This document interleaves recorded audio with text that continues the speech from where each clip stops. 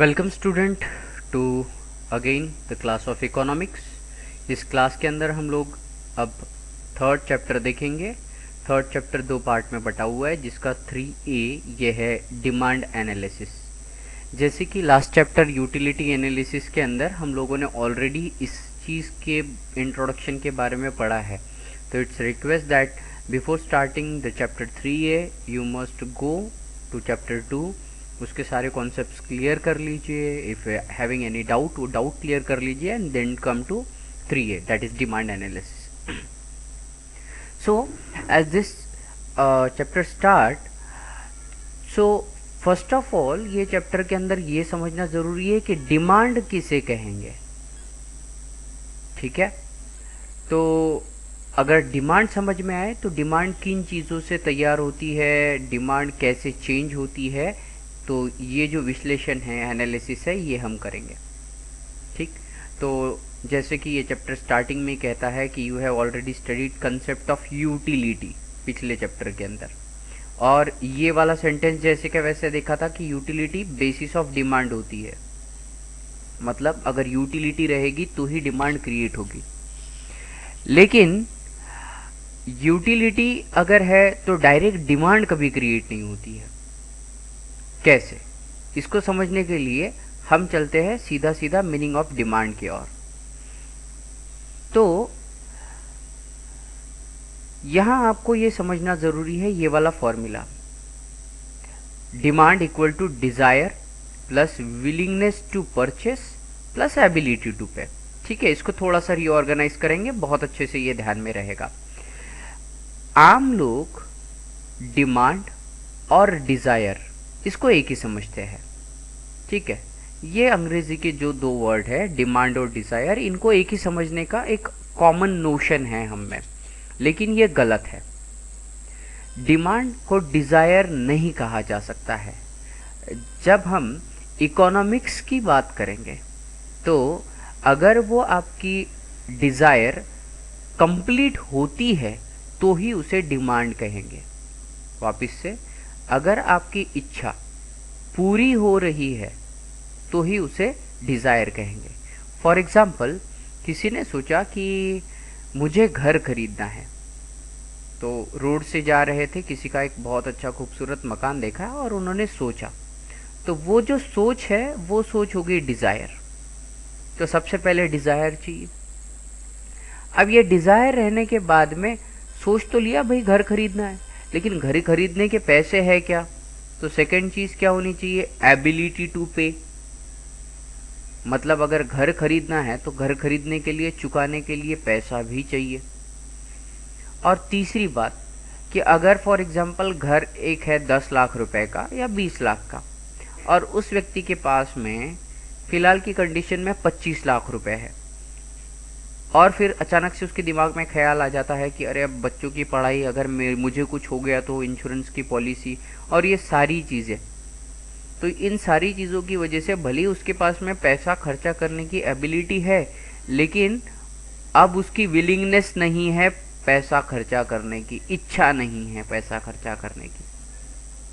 Understanding? तो क्या हो गया, सिर्फ डिजायर अगर तैयार हो जाती है, सिर्फ अगर इच्छा है घर खरीदने की, तो क्या सही में कोई घर खरीद लेता है या घर उसके नाम पे हो जाता है?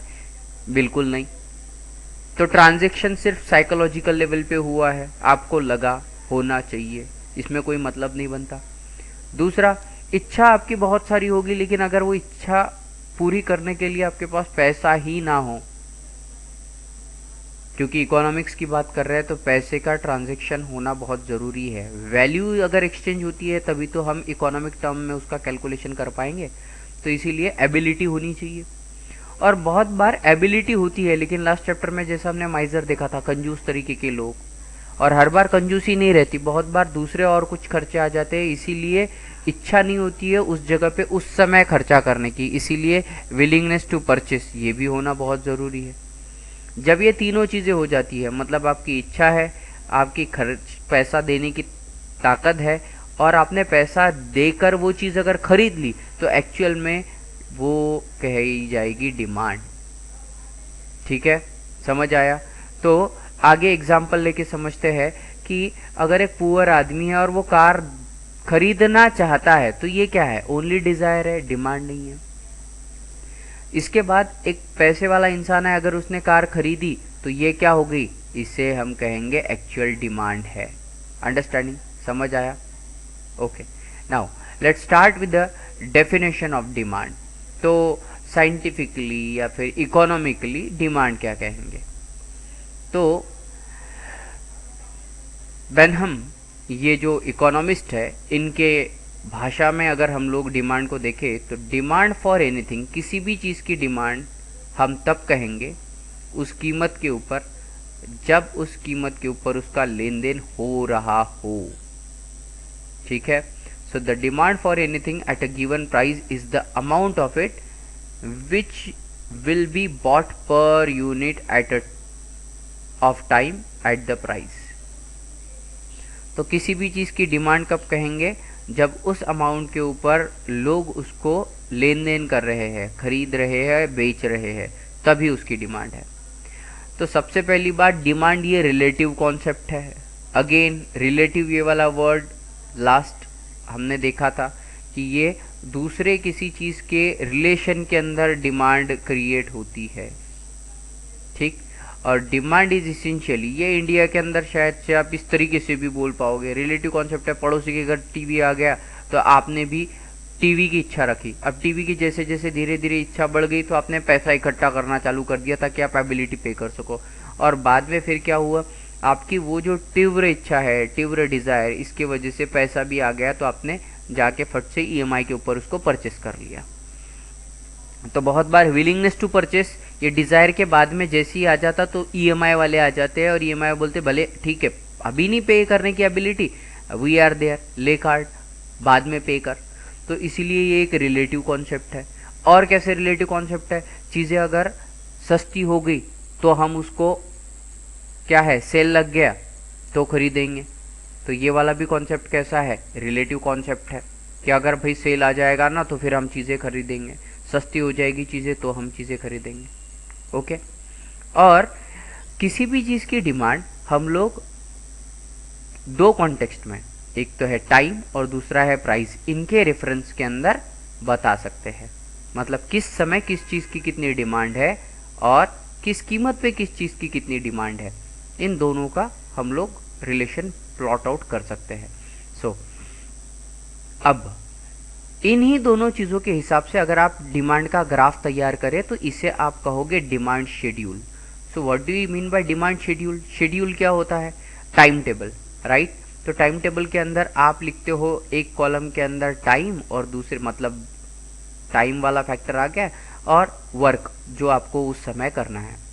ठीक, तो हम क्या करते हैं, एक डिमांड का शेड्यूल बना लेते हैं, मतलब किस समय कितनी डिमांड रहेगी या किस प्राइस पे। हमने देखा है दो चीज़ें हैं जिसके हिसाब से बदलते जाएगी, समय और कीमत।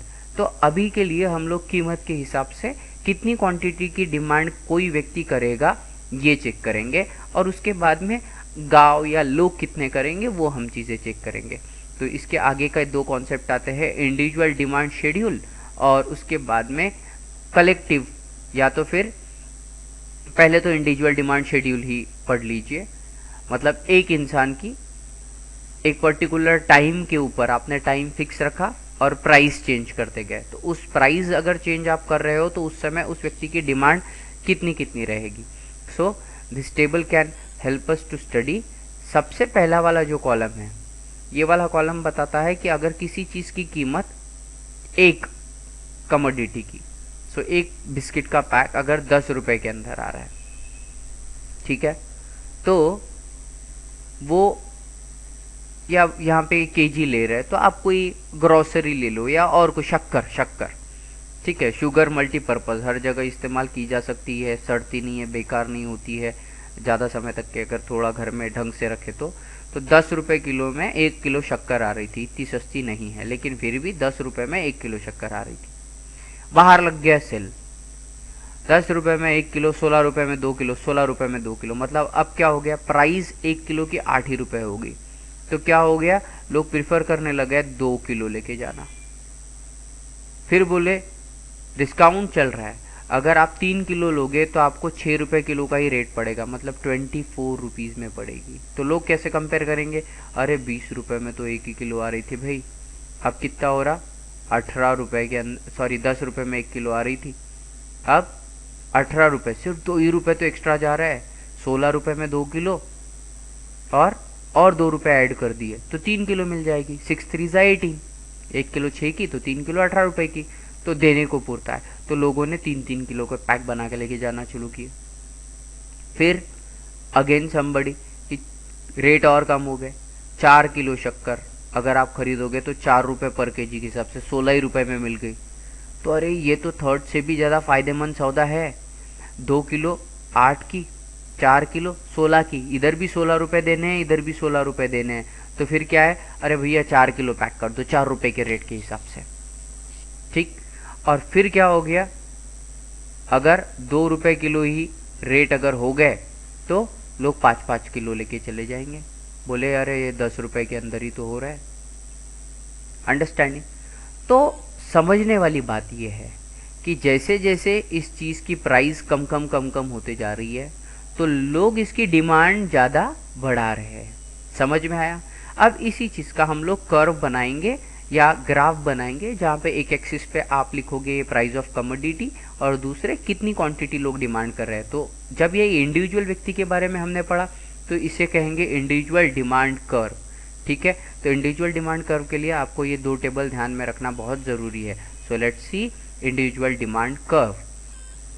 तो ये देखिए, ये आपके सामने आ चुका है individual demand curve. Individual demand curve के अंदर क्या था, 10 रुपये किलो उस समय लोग 1 1 किलो लेके जा रहे हैं, फिर 8 रुपये किलो, लेकिन आपको अगर बोल दिया सेल है 2 किलो लोगे तो 8 रुपये किलो के हिसाब से रेट लगेंगे। आपने बोला अरे वाह 6 रुपये ही एक्स्ट्रा देने हैं और 1 किलो आ जाएंगे, 4 रुपये बच रहा है। तो फिर क्या हुआ, 8 रुपये के हिसाब से 2 किलो लेके चले गए। फिर और रेट कम हो गए, 6 रुपये किलो, लेकिन आपको कितना 3 किलो लेना पड़ेगा। बोले ठीक है, सिर्फ 2 ही रुपये तो एक्स्ट्रा जा रहा है, लेकिन 1 किलो एक्स्ट्रा आ रही ना, नहीं तो इधर 10 रुपये लग रहे थे, तो ये 3 किलो लेना शुरू कर दिया लोगों ने। फिर उसके बाद में नेक्स्ट बोले 4 रुपये, तो बोले अरे 2 रुपये तो और बच रहे, 4 रुपये के रेट के हिसाब से 4 किलो लेके जा, सेल का टाइम है, जम गया। और फिर अगर इतना कम हो जाए 2 रुपये किलो के हिसाब से तो लोग 5 किलो लेके जा रहे हैं। अब ये जो पॉइंट्स है इनके, ये सारे पॉइंट को जब हम कनेक्ट कर देंगे तो ये जो लाइन तैयार हो रही है, this is what individual demand curve. तो डिमांड क्या हो रही है यहाँ पे, धीरे धीरे धीरे धीरे रिड्यूस हो रही है, कम हो रही है। तो डिमांड कर्व कैसा है, रिड्यूसिंग है, ये हम बोल सकते हैं। तो भाई आपका यहाँ पे जो एक्स एक्सिस है, ये वाला एक्स एक्सिस क्या बता रहा है, क्वांटिटी कितनी चाहिए, और वाई एक्सिस क्या बता रहा है, वैसा खड़ा हुआ वो बता रहा है कि कमोडिटी के रेट क्या है, प्राइस क्या है। तो यहाँ पे अब क्या चीज़ समझ में आ गई कि सबसे पहले रिलेशनशिप कैसी है, डिमांड कर्व का स्लोप डाउनवर्ड है, नीचे के साइड में उतर रहा है स्लोप, ठीक है। अगर आप लेफ्ट से राइट जा रहे हो तो ये क्या इंडिकेट करता है, इन्वर्स रिलेशन। इन्वर्स का मतलब क्या होता है बच्चों, डायरेक्टली प्रोपोर्शनल और इन्वर्सली प्रोपोर्शनल बहुत अच्छे से समझाया है। अगर किसी एक चीज़ के इनपुट बढ़ने से आउटपुट अगर कम होता है तो हम बोलते हैं इन्वर्स रिलेशनशिप है। फॉर एग्जांपल चाय के अंदर दूध, अगर आप पानी अगर आप बढ़ाओगे तो टेस्ट घटेगी, और पानी अगर आप घटाओगे तो टेस्ट बढ़ेगी। तो इनपुट और आउटपुट के बीच में उल्टा रिलेशन है, तो हम इन्वर्स रिलेशनशिप बोलते हैं, ठीक है। और इसके उल्टा क्या रहता है, डायरेक्ट रिलेशनशिप। डायरेक्ट रिलेशनशिप क्या रहता है, दूध और चाय का टेस्ट, दूध की क्वांटिटी इंक्रीज, चाय की टेस्ट इंक्रीज, दूध की क्वांटिटी डिक्रीज चाय में, तो चाय की टेस्ट भी डिक्रीज, ठीक है। तो यहाँ पे क्या है, डिमांड और प्राइस, इन दोनों का रिलेशनशिप कैसा है, उल्टा है। मतलब प्राइस बढ़ाओ, क्वांटिटी ऑफ डिमांडेड घटेगी, और प्राइस घटाओ, क्वांटिटी ऑफ डिमांड बढ़ेगी।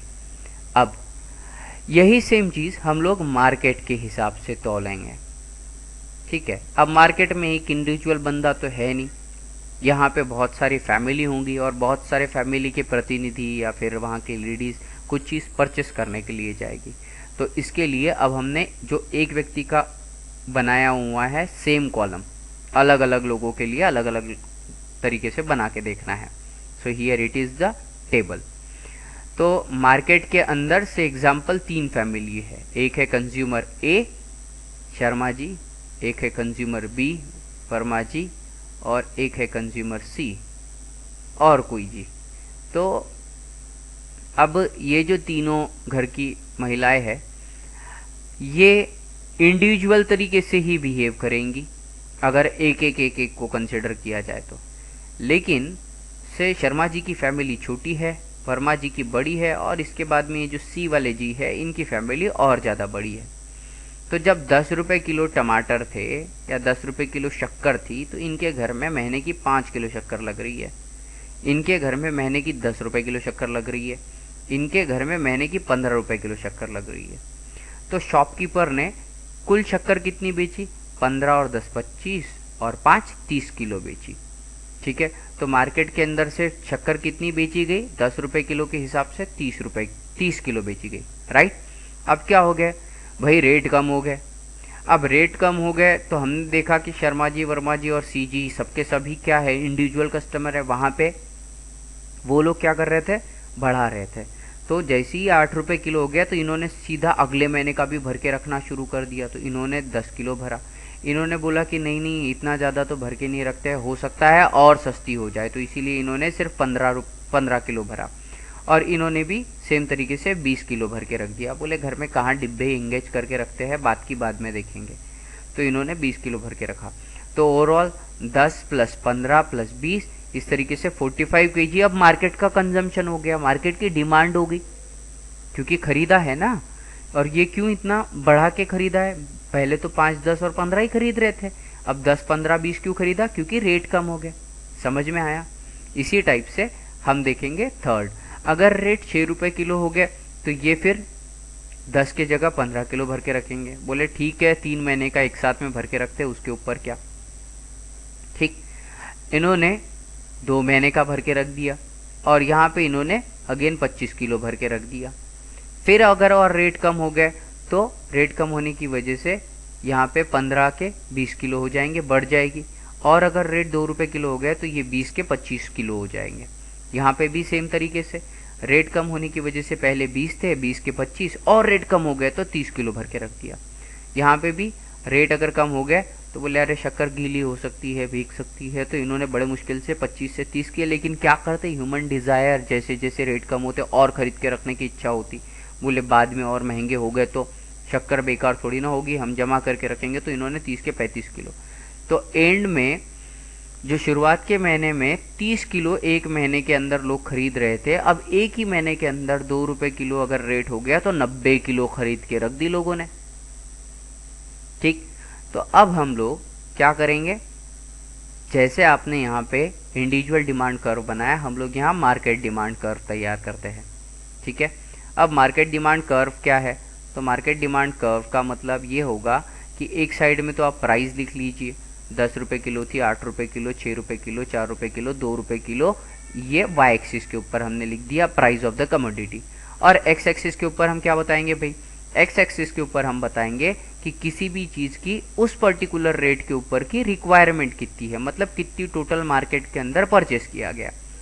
ठीक है, तो यहाँ पे 10 रुपये किलो के हिसाब से 30 किलो परचेस की गई, इसीलिए क्या है, 10 रुपये किलो के हिसाब से यहाँ पे 10, ये यहाँ पे 20 और ये यहाँ पे 30, 20 और 40 के बीच में 30 आया है, ये 20 और 40 के बीच में 30 आया।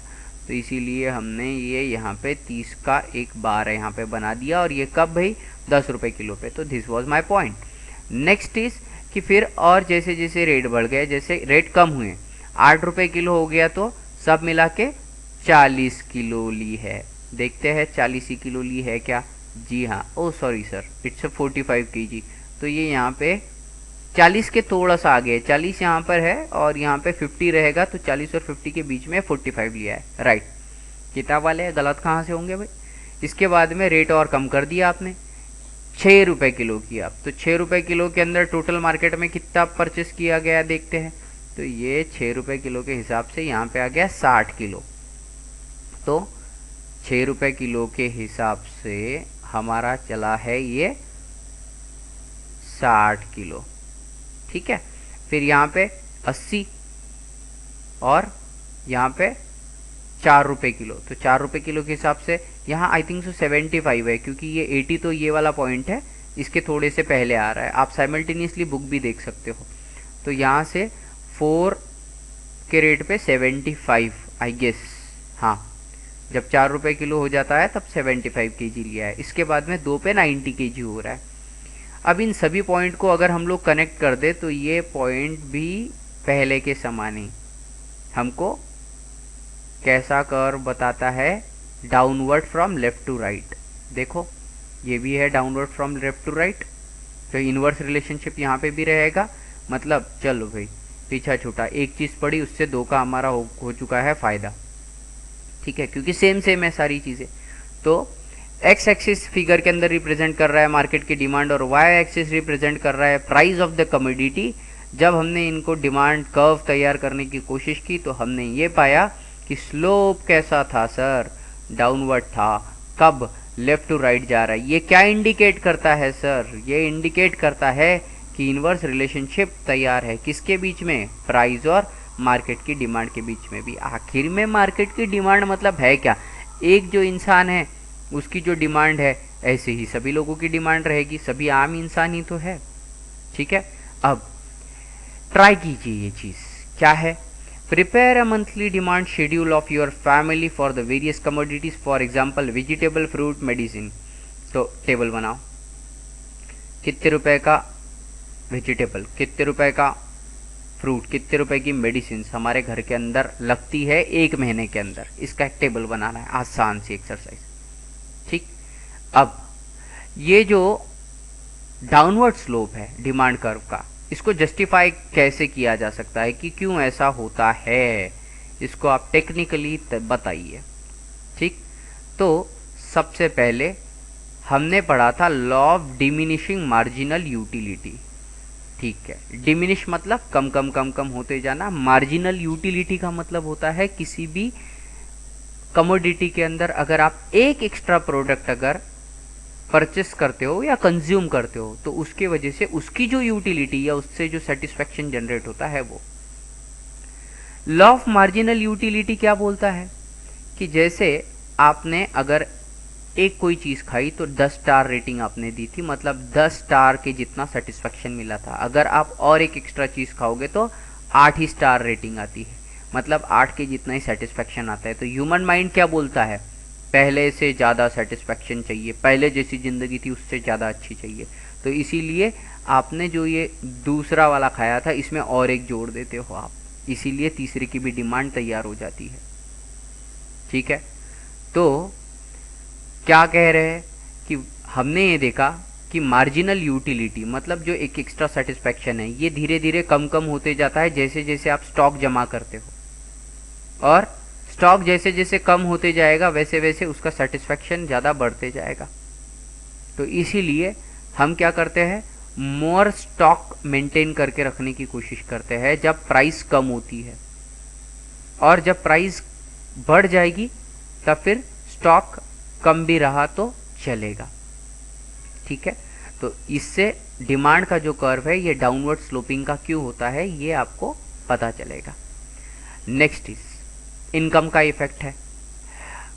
इनकम का इफेक्ट कैसा काम करता है कि फॉर एग्जांपल आज आपके पास में 10 रुपए है और कोई चीज़ मार्केट के अंदर 12 रुपए की मिल रही है, तो आपके परचेस के ये बाहर है, आपका इनकम इसकी वैल्यू से कम है। लेकिन जैसे ही ये 50% डिस्काउंट में मिलना चालू हो गया, मतलब ये 6 रुपये में मिल गया, तो आपकी अब इनकम इससे ज़्यादा हो गई। तो जैसी प्राइस फॉल हो जाएगी वैसे वैसे आपकी परचेसिंग पावर जो है ये वाली बढ़ जाएगी। ऐसा हम बोल सकते हैं कि ये चीज़ पहले आप परचेस कर सकते थे क्या? नहीं, आपके परचेसिंग कैपेसिटी के बाहर का था, लेकिन अब आपकी ये परचेसिंग कैपेसिटी के अंदर है। तो इसी को बोलेंगे क्या? इनकम इफेक्ट, ठीक है। थर्ड चीज़ क्या है? Substitution effect. इसका मतलब क्या है कि फॉर एग्जाम्पल अगर किसी एक चीज़ के रेट अगर बढ़ रहा है, फॉर एग्जाम्पल आप गए साबुन खरीदने, आप हमेशा इस्तेमाल करते थे लक्स, अब लक्स साबुन पहले 20 रुपए की थी, अब हो गई है 25 रुपए की। तो आपने 18 से 20 हो गई तो सहन कर लिया, लेकिन 20 से एकदम 25 हो गई तो फिर आपके दिमाग में आ गया कि हम इसको, साबुन ही तो है भाई, तो इसके जगह लाइफ बॉय इस्तेमाल करना शुरू कर देते हैं। ठीक, तो सब्सटीट्यूशन इफेक्ट ये एक बहुत इंपॉर्टेंट चीज़ है कि सब्सटीट्यूशन के अंदर क्या हो जाता है कि किसी भी एक चीज़ की कीमत जब भी बढ़ जाती है तो इसके जैसे ही दूसरी चीज़ें, मतलब जो इफेक्ट, एक साबुन की जगह दूसरे क्वालिटी ब्रांड का साबुन, एक नमक की जो थैली होती है, से टाटा महंगा लग रहा है तो गाय छाप पे आ गए। तो ये सब्सटीट्यूशन क्या करता है, ये करता है कि जिसकी प्राइस इंक्रीज हो गई है वो चीज़ें कम परचेस की जाएगी, इसीलिए। ठीक है, क्योंकि उसकी जगह दूसरी चीज़ें परचेस करना लोग शुरू कर देते हैं। ओके, जिसकी प्राइस बढ़ गई, और अगर प्राइस कम रहती तो वही चीज़ परचेस करते थे। So this was the thing. And next is multipurpose use. अब गर्मी शुरू हो जाएगी बच्चों, जैसे गर्मी शुरू हो जाएगी तो क्या होगा, सब्जी के जो रेट है ये बहुत ज़्यादा हो जाएंगे महंगे। तो अब क्या हो गया, किसी चीज़ के अगर पर्पस बहुत अलग अलग तरीके से है, मतलब अगर एक ही जो कमोडिटी है ये अलग अलग प्रकार की नीड को सेटिस्फाई कर रही है तो डिमांड उसकी बढ़ेगी जैसे जैसे उसकी कीमतें घटेगी, और उसकी डिमांड क्या होगी, फॉल होगी जैसे जैसे कीमतें बढ़ेगी। फॉर एग्जाम्पल, आपको सब्जी बनाना है, अब सब्जी की जगह और दूसरा कुछ तो सब्स्टिट्यूट रख नहीं सकते, कुछ ना कुछ तो लाना पड़ेगा। फिर आपको पता चला कि आलू एक ऐसी सब्जी है जो मल्टीपर्पज़ है, तो बाकी सब्जियों के कंपैरिजन में अब आलू का परचेसिंग बढ़ गया।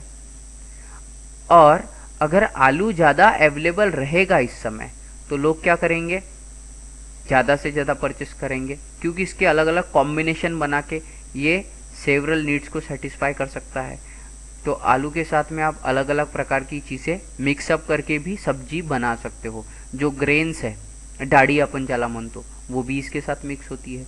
लेकिन कंडीशनली ऐसा नहीं है, आलू भी अगर सभी सब्जियों के बराबर रेट के अंदर रहेगा तो लोग इसको नहीं परचेस करेंगे, फिर इसके जगह वो सब्जी ही परचेस करना पसंद करेंगे। लेकिन क्योंकि ये अगर से थोड़ा भी अगर कम रेट में रहे, ठीक है, पालक 20 रुपये पाव और अगर आलू 15 रुपये पाव रहेगा तो भी यही परचेस करना लोग पसंद करेंगे। या तो अगर ये 20 रुपये पाव भी हो गया इन केस, तो लोग ये सोचेंगे कि इसके साथ में और कुछ मिक्स करेंगे तो 2 दिन चलेगा। ठीक है, एक दिन आलू चना बना लेंगे और दूसरे दिन आलू मटर या आलू और समथिंग बना लेंगे। Understanding. Third one, new consumers. Rate कम होने के बाद में डिमांड क्यों बढ़ जाती है, तो अगेन आपके वो इनकम वाला कंसिडर कीजिए। पहले रेट ज़्यादा थे, 10 रुपये आप कमा रहे हैं और 12 रुपये की चीज़ थी, तो अब हम परचेस कर पाते थे क्या, नहीं। तो 12 रुपये की चीज़ के हम लोग कंज्यूमर थे क्या, नहीं थे। हम उसको अफोर्ड ही नहीं कर सकते, खरीद ही नहीं सकते, तो कैसे कंज्यूम करेंगे। अंडरस्टैंडिंग। लेकिन जैसे ही 50% डिस्काउंट 6 रुपये के अंदर ये आना शुरू हो गया, अचानक से क्या हो गया, हम इसके नए कंज्यूमर बन गए। तो कुछ लोग कीमतें गिरने की राह देखते हैं और जैसे ही रेट कम हो जाते तो फिर उनको वो वाली चीज़ खरीदने में सहूलियत होती है या उनके वो कंट्रोल में आ जाती है, वो ना वो अफोर्ड कर सकते हैं, उसको परचेस करने की कैपेसिटी आ जाती है उनमें। इसीलिए ये जो नए कंज्यूमर है ये भी उस चीज़ की डिमांड इंक्रीज करेंगे जैसे रेट कम होगा। अब ये जो टेबल है, इस टेबल को आप फिलअप करने की कोशिश कीजिए। 7 करते हैं, 350 रुपये अगर प्राइस है तो 3 किलो खरीद रहे हैं, रेट कम हो गए तो 3 से ज़्यादा किलो खरीदेंगे, इतना पक्का है। 250 में 10, तो 3 और 10 के बीच में कोई भी आप वैल्यू यहाँ पे रख सकते हैं, 5, 6, 7। ठीक है, इसके बाद में अगर 200 रुपये किलो हो गया और 150 रुपये किलो है, तो 100 रुपये किलो में अगर 30 किलो परचेस कर रहे हैं तो आप यहाँ पे कुछ भी वैल्यू रखिए जो 10 से ज़्यादा हो और 30 से कम हो। ठीक है, से यहाँ पे मैंने 15 किलो कर दिया, और 150 में आपको 15 से ज़्यादा और 30 से कम रखना है, तो यहाँ पे 25 लिख दिया। ठीक है, in this way you can fill up all these things. So in types of demand we are having this few type of demand. First one is direct demand, another one is indirect demand, third one is complementary और joint demand, fourth one is composite demand and fifth one is competitive demand. तो एक एक करके सारे तरीके की demand देखते हैं। Let's begin with direct demand. Direct demand से हमारा मतलब है कि अगर कोई ऐसा प्रोडक्ट है जो कंज्यूमर डायरेक्टली चाहता है कि हाँ मुझे ये चाहिए, उसके साथ और कोई इफ एंड बट जुड़ा हुआ नहीं है। बेसिकली ये वो चीज़ें हैं जो बेसिक नेसेसिटीज़ के अंदर आएगी, ठीक है, जिसके अंदर कपड़ा है, खाने की चीज़ें हैं। तो ये वाली चीज़ें ऐसे हैं कि इनको कारण नहीं लगता, जीना है तो इन चीज़ों की ज़रूरत पूरी करना ज़रूरी है। तो डायरेक्टली ये कोई भी कंज्यूमर डिमांड करेगा, इसीलिए हम इसे कहेंगे कि ये डायरेक्ट डिमांड है। ओके, नाउ इनडायरेक्ट डिमांड से मतलब हमारा क्या है? तो इनडायरेक्ट डिमांड ये एक ऐसा टाइप है डिमांड का जिस टाइप में कभी भी अगर जनसंख्या बढ़ जाए तो जनसंख्या बढ़ने की वजह से प्रोडक्शन की ज़रूरत पड़ती है। तो और अगर प्रोडक्शन की ज़रूरत पड़ गई तो वो प्रोडक्शन बढ़ाने के लिए रॉ मटेरियल ज़्यादा चाहिए। रॉ मटेरियल को प्रोसेस करने के लिए जो इंसान लगेंगे वो इंसान भी ज़्यादा चाहिए। तो ये आएंगे इनडायरेक्ट डिमांड। इनडायरेक्ट डिमांड को डिराइव डिमांड भी कहते हैं। तो डेरिवेशन ये वाला वर्ड आपने देखा होगा, जहाँ पे कुछ चीज़ें दी रहेगी और उसको सॉल्व करके कुछ लंबा चौड़ा सा आंसर निकाल के कुछ तो एक फाइनल रिजल्ट हम निकालते हैं, उसको बोलते हैं डिराइव करना। डिराइव मतलब निकालना, थोड़ी चीज़ दी रहेगी उससे और कुछ अलग निकालना। तो अगर भविष्य के अंदर कभी फ्यूचर प्रोडक्शन की ज़रूरत अगर पड़ती है, भविष्य की ज़रूरतों को पूरा करने के हिसाब से अगर प्रोडक्शन करना है, तो उस समय क्या किया जाता है? इनडायरेक्ट और डिराइव डिमांड तैयार हुई है, हम ऐसा कहते हैं। फॉर एग्ज़ाम्पल, वर्कर्स अगर लग गए शुगर की फैक्ट्री के अंदर, क्यों? तो शुगर की नीड ज़्यादा बढ़ चुकी है। तो या तो फिर आप ये कहोगे कि कोई फॉर एग्ज़ाम्पल त्यौहार आने वाला है, ये वाला त्यौहार के समय शुगर बहुत बेची जाएगी क्योंकि लोगों की डिमांड क्रिएट हो जाएगी, ये फ्यूचर की डिमांड है। लेकिन वो अब एक्स्ट्रा शुगर तैयार करने के लिए हमारे वर्कर तो ज़्यादा लगाने पड़ेंगे, राइट, अभी एट प्रेजेंट। तो इसीलिए ये एग्जांपल यहाँ पे लिया हुआ है। So this was indirect demand. ये स्पेशल टाइप का डिमांड है, इसीलिए ये आपको ध्यान में भी रखना ज़रूरी है, ये नाम से याद नहीं आएगा। नेक्स्ट वन इज कॉम्प्लीमेंट्री और जॉइंट डिमांड। कॉम्प्लीमेंट का मतलब आप अगर कुछ करते हो तो उसके ऊपर अगर मैं कुछ बोलूँ तो उसे कॉम्प्लीमेंट देना कहेंगे, मतलब ये जोड़ी में काम होता है, इसीलिए शायद इसे जॉइंट डिमांड भी कहते हैं। तो बहुत बार क्या होता है, कुछ ऐसे प्रोडक्ट है जिनके साथ में और कुछ चीज़ साथ में जुड़ ही जाती है। एग्जाम्पल के तौर पे अगर आपने एक गाड़ी खरीदी है तो गाड़ी चलाने के लिए फ्यूल की डिमांड अपने आप क्रिएट हुई। तो गाड़ियाँ जितनी ज़्यादा बेची जाएगी उतना ज़्यादा फ्यूल की खपत भी होगी, ठीक है। तो बेची जा रही है सिर्फ गाड़ी, लेकिन फ्यूल का भी कंजम्पशन जो है ये इंक्रीज हो रहा है। तो कॉम्प्लीमेंट्री और जॉइंट डिमांड के अंदर अगर एक कोई प्रोडक्ट अगर कंज्यूम किया जा रहा है तो उसके साथ में जो जॉइंट या दूसरा जुड़ा हुआ प्रोडक्ट है उसका भी कंजम्पशन इंक्रीज होगा। Okay, next is fourth type, that is composite demand. तो ये जो कंपोजिट डिमांड है इसके अंदर क्या है? तो कंपोजिट का मतलब होता है जिसके अंदर बहुत सारी चीज़ें मिक्सअप हो, ठीक है। तो ये वाला हमने पहले भी देखा था, जिसके बहुत ज़्यादा यूजेस होंगे ऐसी चीज़, तब वहाँ पे आलू का एग्जांपल दिया था। तो ऐसी चीज़ जिसके एक से ज़्यादा यूज़ है उस चीज़ की भी डिमांड हाई होती रहती है। फॉर एग्ज़ाम्पल इलेक्ट्रिसिटी है, तो इलेक्ट्रिसिटी आपको लाइट जलाने के लिए, पंखा चलाने के लिए, वॉशिंग मशीन, फ्रिज जैसे गैजेट्स के लिए इस्तेमाल होता है। तो इसीलिए क्या है, एक ऐसी किसी चीज़ की डिमांड जिस चीज़ की वजह से मल्टीपल चीज़ें ऑपरेट होती है या मल्टीपल बेनिफिट्स आप निकाल सकते हो, तो उसको आप बोलोगे कंपोजिट डिमांड। फिर कंपेटिटिव डिमांड किसे कहेंगे? कंपेटिटिव डिमांड ये जॉइंट प्रोडक्ट्स के लिए, जॉइंट प्रोडक्ट नहीं बोलेंगे इनको, बल्कि कंपैरिजन जिनकी हो सकती है ऐसे प्रोडक्ट के लिए। फॉर एग्जांपल, घर में चाय लोगे या कॉफ़ी, तो ये दोनों क्या हो गए, एक दूसरे के कंपटीटर हो गए। इसका मतलब अगर उसने चाय लिया मतलब कॉफ़ी की डिमांड ख़त्म हो गई, और अगर कॉफ़ी बोला मतलब चाय की डिमांड ख़त्म हो गई। ठीक है। घर के अंदर शुगर यूज़ कर सकते हो या जैगरी, मिठास लाने के लिए शक्कर या गुड़। तो अगर आपने शक्कर इस्तेमाल कर दिया चाय बनाते वक्त, मतलब आप गुड़ का इस्तेमाल नहीं करोगे, और अगर आपने गुड़ डाल दिया तो आप शक्कर का इस्तेमाल नहीं करोगे। तो कॉम्पिटिटिव डिमांड के अंदर क्या होगा, जॉइंट डिमांड में तो एक चीज़ का अगर कंजम्पशन बढ़ता है तो दूसरे का भी बढ़ेगा। यहाँ एक का अगर कंजम्पशन बढ़ा तो उसका जो भी कॉम्पिटिटिव प्रोडक्ट रहेगा उसका कंजम्पशन कम होगा। ओके। सो ये वाला टेबल आपको भर रहा है। डायरेक्ट डिमांड, डायरेक्ट डिमांड कौन कौन सी थी, क्लोथ है, शुगर है, बुक में ही दिया हुआ है। ठीक है। Workers in cotton textile industry कैसे रहेंगे, इनडायरेक्ट डिमांड के अंदर आएंगे। ठीक। इसके बाद में जॉइंट डिमांड के अंदर क्या आ गया, कॉफ़ी बनाने के लिए क्या क्या लगता है, कॉफ़ी पाउडर लगती है सर, मिल्क लगेगा। ठीक है। इसके अलावा क्या लगेगा, कॉफ़ी पाउडर लगती है, मिल्क लगता है, गैस भी तो लगता है ना। ठीक है। जलाओगे किससे उसको, तो ये क्या होगी, इसकी डिमांड होगी। इसके बाद में CNG and petrol, pen and pencil दोनों चीज़ें हैं। आपने अगर सीएनजी वाली गाड़ी ले ली तो पेट्रोल उसके अंदर डालोगे नहीं, पेन से लिख रहे हो तो पेंसिल से लिखोगे नहीं, तो ये कम्पिटिटिव डिमांड है। ठीक है। और milk, tea, curd, direct consumption मतलब सीधा सीधा दूध पी सकते हो, और स्वीट। तो ये वाला एक चीज़, इसके मल्टीपल यूज़, ये इलेक्ट्रिसिटी कंपोजिट डिमांड का टाइप हो गया। अंडरस्टैंड। चलिए आगे बढ़ते हैं। तो ऐसी कौन सी चीज़ें हैं जो आपकी ये जो डिमांड है इसको डिटरमाइन करते हैं कि डिमांड कितनी रहेगी। इसको कैसे डिटरमाइन करेंगे, सबसे पहला फैक्टर जो इन्फ्लुएंस करता है वो है प्राइस। ठीक है।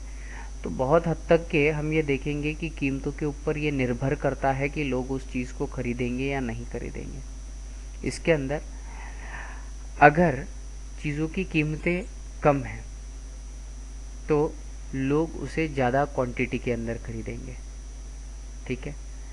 और अगर चीज़ों की कीमतें कम हैं तो लोग ज़्यादा क्वांटिटी में खरीदेंगे। तो प्रोडक्ट क्या है, प्राइस अगर लेस है तो कंजम्पशन कैसा है, लार्ज क्वांटिटी में है।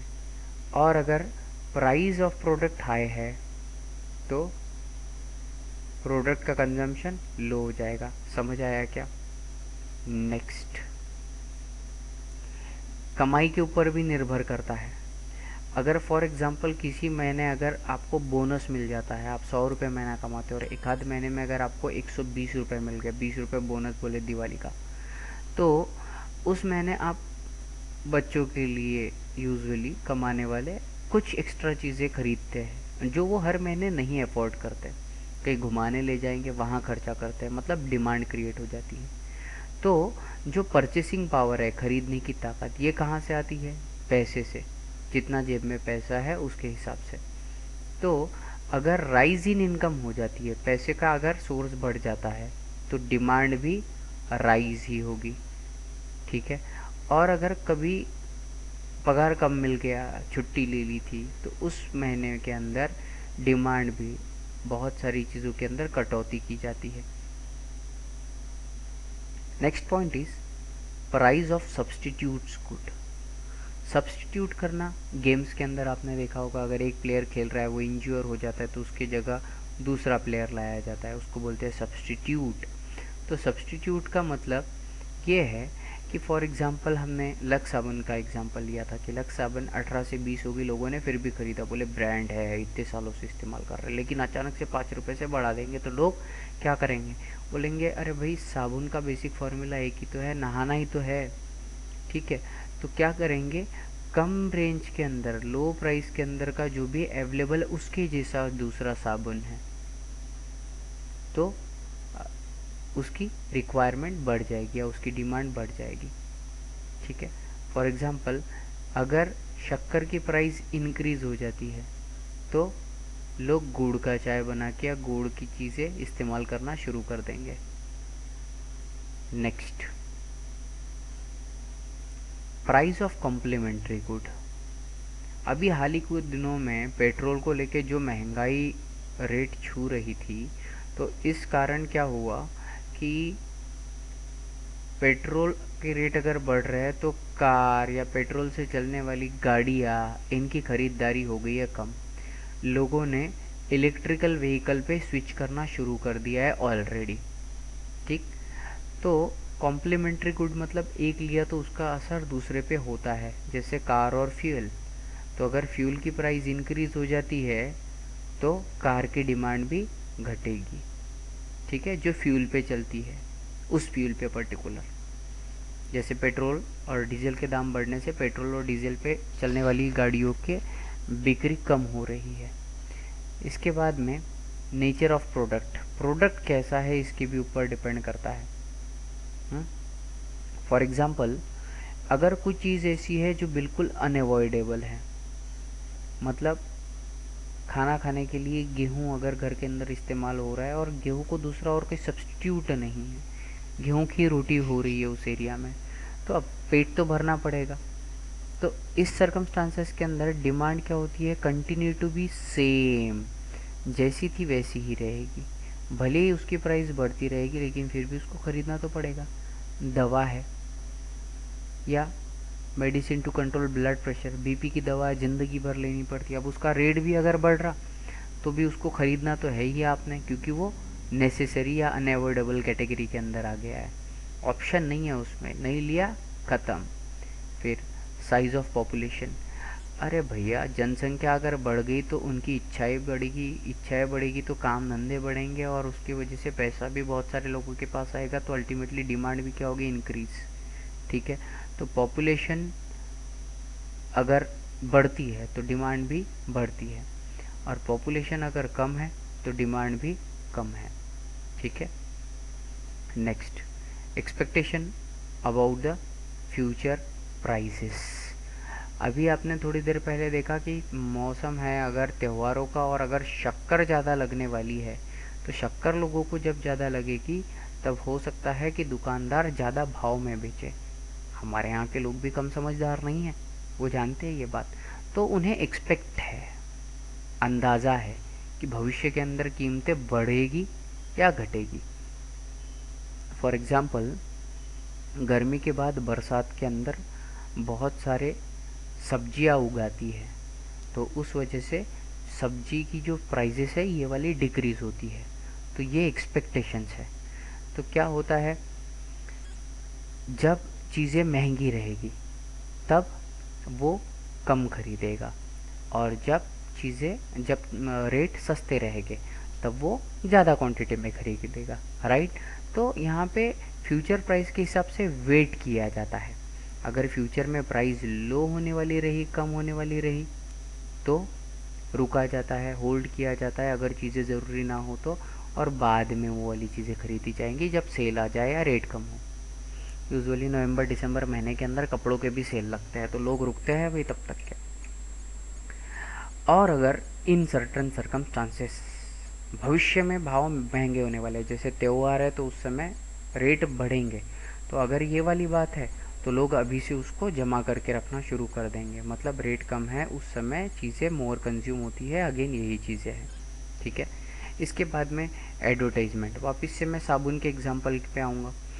क्लास 10 के अंदर सैपोनिफिकेशन इस नाम की एक प्रोसेस पढ़ाई गई थी, जिसके अंदर साबुन कैसे बनता है ये बताया जाता है। तो दुनिया के अंदर जितने भी साबुन हैं वो लगभग सारे के सारे समान प्रक्रिया से बने जाते हैं, लेकिन फिर भी क्या हुआ, ब्रांडिंग। बोले शाहरुख खान, कैटरीना ये नहा रहे, बोले वो वाले साबुन से, तो क्या हो गया, उससे इन्फ्लुएंस होके भले ही वो सेम मटेरियल में बना हुआ है लेकिन हम ज़्यादा पैसा देकर भी उसको खरीदते हैं। तो जब जब एडवर्टाइजमेंट होती है तो सेल्स बूस्टअप होते हैं, एडवर्टाइजमेंट कम हुई तो जो इफेक्टिव सेल्स है वो वाले डिक्रीज़ होते हैं। ये वाला बहुत इंपॉर्टेंट था। फॉर एग्जांपल कॉस्मेटिक्स, मेकअप की चीज़ें, धूल मिट्टी है क्या, वो ऊपर से ही पोतना है, उससे खूबसूरत ऊपर से ही दिखेंगे, लेकिन अब उसको धारण करने के बाद में सुंदर दिखते हैं ऐसा प्रभाव बता दिया गया। फेयर एंड लवली जमाने से चल रहा है एडवर्टाइजमेंट के भरोसे पे। ठीक है, टूथब्रश, अलग अलग ब्रांड के टूथब्रश, तो ये सारी की सारी एडवर्टाइजमेंट का ही कमाल है कि एडवर्टाइजमेंट से सेल्स अप जाते हैं और एडवर्टाइजमेंट लो हो तो सेल्स भी लो जाते हैं। इसके बाद में next one is your tests habits and fashion. For example, आपको अगर मीठा खाना पसंद है तो अगर वो मीठी चीज़ महंगी क्यों ना हो जाए आप खाओगे, ठीक है। आपको आदत है कि आप लक्स से ही नहाते हो, आपने बोल दिया कि मेरे को तो लक्स से ही नहाने की आदत है, बाकी साबुन से नहाएंगे तो हमको लगता ही नहीं कि हम नहाएं, तो लक्स साबुन का रेट कितना भी बढ़ जाए आप उसे खरीदोगे ही खरीदोगे। और फैशन के कॉन्टेक्स्ट के अंदर क्या बोले, अगर कोई आप कपड़ा पहन रहे हो और आप अगर किसी एक स्टार से इन्फ्लुएंस हो कि हाँ कैटरीना या करीना कैसे कपड़े पहन रही है, मैं उससे इन्फ्लुएंस हूँ, वो जैसे पहनेगी वैसी, तो जैसी उसने अपना फैशन चेंज कर दिया आप भी अपना फैशन उसी तरीके से चेंज करने की डिमांड करने लगते हो, ठीक है। तो ये तीन चीज़ें ऐसी है जो कंज्यूमर को बढ़ावा देती है चीज़ें कंज्यूम करने में, तो डिमांड क्रिएट करती है, ठीक है। इसके अंदर प्राइस का लेना देना बहुत ही कम रहता है, ना के बराबर। इसके बाद next point is level of taxation. What is tax? Tax आप जो कमाई कर रहे हो उसके ऊपर सरकार जो पैसा वसूल कर रही है। अरे भाई ये तो डायरेक्ट हो गया, इनडायरेक्ट तो हर एक चीज़ के ऊपर सरकार पैसा वसूल करेगी आपसे। तो इंक्लूसिव ऑफ ऑल टैक्सेस लिखा हुआ तो है डिब्बे पे, ध्यान दे के पढ़ना उसको, ठीक है। तो कुछ कुछ चीज़ें जो सरकार को लगती है अरे भाई क्या है कि ये तो लोगों को आदत है, लत है इसकी, तंबाकू की, शराब की लत है, तो क्या करती है गवर्नमेंट, बराबर ऐसी चीज़ें देख के हाई रेट ऑफ टैक्स लगा देती है। अब सरकार ने अगर बोला कि हमको 30% टैक्स चाहिए तो 100 रुपये की चीज़ 130 रुपये में, 30 रुपये टैक्स और 100 रुपये उसकी प्राइस, तो वही चीज़ आपको 130 रुपये में ख़रीदनी पड़ेगी। इसीलिए जब भी टैक्स के रेट बढ़ेंगे तब तब चीज़ों की कीमतें बढ़ेंगी। अभी हाल ही के दिनों में पेट्रोल और डीजल के रेट भी हाई रेट ऑफ टैक्सेस के कारण बढ़ी थी। और जैसे ही किसी चीज़ों के ऊपर सरकार टैक्स की कटौती कर देती है, टैक्स के रेट कम कर देती है, तो फिर रेट भी ओवरऑल उस चीज़ के कम हो जाते हैं, जिससे उसकी डिमांड इंक्रीज़ हो जाती है, ठीक। Next one is other factors, जो उसको इन्फ्लुएंस करने वाले हैं वो कौन कौन से हैं। पहला है क्लाइमेटिक कंडीशंस। केले हैं मार्केट में बहुत सस्ते मिल रहे हैं, लेकिन बरसात का सीज़न है, ठीक है, सर्दी होने का डर है, तो भले ही सस्ते हैं लोग नहीं खाएंगे, ठीक है। कोई चीज़ जिसका क्लाइमेट है, मौसम है, उस समय वो वाली चीज़ बहुत ज़्यादा मात्रा में प्रोड्यूस हो रही है, जैसे मैंने बताया था कि बरसात के दिनों के अंदर यूजुअली सब्जियां, मौसम रहता है, सीज़न बोलते हैं ना, तो उस समय ज़्यादा खरीदते हैं। चेंज इन टेक्नोलॉजी, हाथ से कोई चीज़ बना रहे हो, उसको समय बहुत ज़्यादा लग रहा, तो आप महंगे में बेचने की कोशिश करोगे। जैसे 1857 के बाद में या उसके पहले भी मेन जो हाथ से काम करने वाले लोग थे, आर्ट और क्राफ्ट वाले, ठीक है, तो इनके कंपैरिजन में अंग्रेज़ लोग टेक्नोलॉजी की मदद से चीज़ें लाने लगे, तो बड़ी सस्ती पड़ी भाई, वो सस्ती पड़ी तो लोगों ने वही खरीदना चालू कर दिया, तो अपने यहाँ के जो आदमी थे या रोज़गार थे वो तो मर गए। तो टेक्नोलॉजी यूजुअली क्या करती है, प्राइस को रिड्यूस करने का काम करती है, ठीक है। गवर्नमेंट पॉलिसी, गवर्नमेंट अगर चाहती है कि कोई चीज़ लोग कंज्यूम करे, उसकी डिमांड इंक्रीज़ हो, तो गवर्नमेंट टैक्स के रेट कम कर देगी। और अगर गवर्नमेंट चाहती है कि लोग वो वाली चीज़ कंज्यूम ना करें तो उसके टैक्स बढ़ा देती है, ठीक है। बहुत बार गवर्नमेंट को ऐसा लगता है कि हमें पैसे इकट्ठा करना है, तो जो ज़रूरी चीज़ें हैं इनके ऊपर टैक्स बढ़ा देगी। ऐसी चीज़ें जो लग्जरियस है, जैसे कार के अंदर बैठ के जाना है तो पेट्रोल के दाम बढ़ा दिए। और उसके बाद में कस्टम और ट्रेडिशन, हमारे जो रीति रिवाज हम जिसको बोलते हैं वो, ये भी फैक्टर है जो उन चीज़ों को इन्फ्लुएंस करता है। फॉर एग्ज़ाम्पल बकरी ईद, ठीक है, मुस्लिम समाज का एक त्यौहार है, तो इस समय जो बकरी का प्राइस होता है वो वाला प्राइस आसमान को छूता है, बहुत महंगे दामों के अंदर ये वाली चीज़ें बेची जाती है, क्योंकि उस त्यौहार के अंदर बकरे का बहुत ज़्यादा महत्व है, ठीक है, तो उसको काटा जाता है। तो इसीलिए ये त्यौहार भी जो है, ये त्यौहार से जुड़ी हुई चीज़ों को क्या करेगा, इन्फ्लुएंस करेगा, ठीक है। पोला आ गया तो पूरन पोली बनानी है, तो पूरन बनाने के लिए जो सामग्री है उसके रेट महंगे हो जाएंगे, ठीक है। तो यूजुअली कस्टमर और ट्रेडिशंस के अंदर क्या होगा, रीति रिवाज के अंदर जिन जिन चीज़ों की ज़रूरत ज़्यादा है उन चीज़ों के दाम बढ़ जाएंगे, Now moving ahead, let's begin with another topic, that is the law of demand. तो डिमांड का नियम क्या है? क्या एक चीज़ है जिसे हम लोग कह सकते हैं कि इस प्रकार से डिमांड को डिफाइन किया जाएगा? तो सबसे पहले ये जो डिमांड के बारे में है, ये लॉ दिया था प्रोफेसर अल्फ्रेड मार्शल। इन्होंने किताब प्रिंसिपल्स ऑफ इकोनॉमिक्स, बार बार आ रहा है तो बहुत इम्पोर्टेंट है, ये 1819 के अंदर पब्लिश 90 में पब्लिश हुई किताब है। इस लॉ में हमने प्राइस और जो क्वांटिटी उस प्राइस के ऊपर खरीदी जाएगी, इन दोनों के बीच में रिलेशन ड्रॉ करने की कोशिश की है। तो स्टेटमेंट क्या देते हैं professor Alfred Marshall? Professor Alfred Marshall कहते हैं कि अगर बाकी सारी चीज़ें, अब जैसे हमने दो चीज़ें देखी थी जो डिमांड को फ्लक्चुएट करती है, एक तो देखा था टाइम और दूसरा देखा था प्राइस।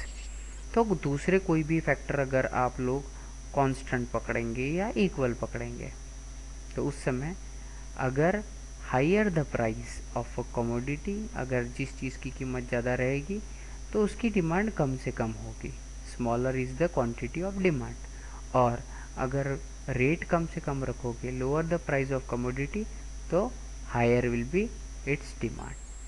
तो अगेन हम इस चीज़ को रिपीट करते हैं कि अगर किसी चीज़ का रेट अगर ज़्यादा है तो उसकी डिमांड कम रहेगी, और किसी चीज़ का अगर रेट कम है तो डिमांड ज़्यादा रहेगी। ओके, सो मूविंग अहेड, आगे देखते हैं इसे।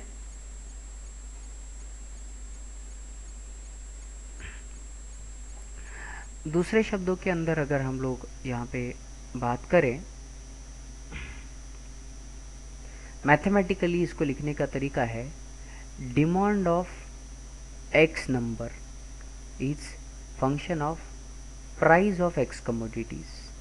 फॉर एग्जाम्पल, 4 बिस्किट के पैक की डिमांड ये डिपेंड करेगी कि 4 बिस्किट के पैक की प्राइस कितनी है।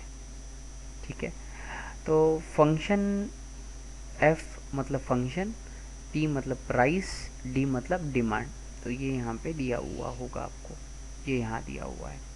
ठीक, अब सर ये वाला थोड़ा सा और एक्सप्लेन करते हैं कि जैसे फंक्शन हमने बताया था, ये यहाँ पे और आपको समझाते हैं कि y is equal to x square plus 2x। अगर ऐसा दिया हुआ है तो मैं y को f ऑफ x लिख सकता हूँ। समझ आया क्या? y equal to f of x लिख सकता हूँ।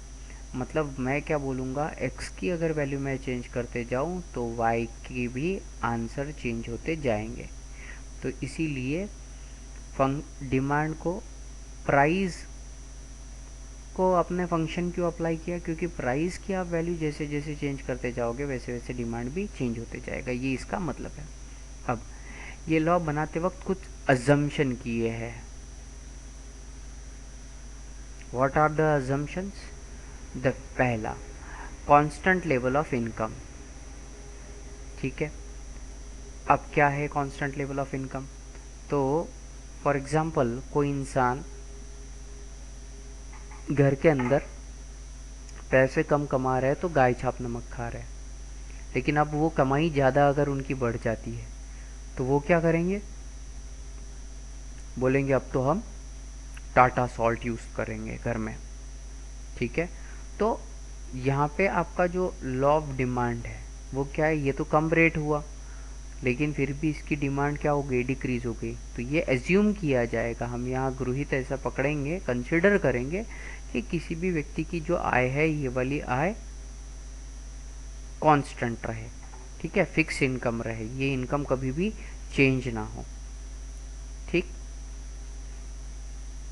क्योंकि पैसे अगर ज़्यादा आ गए तो ये फिर अगर रेट भी बढ़ेंगे तो भी खरीदेंगे।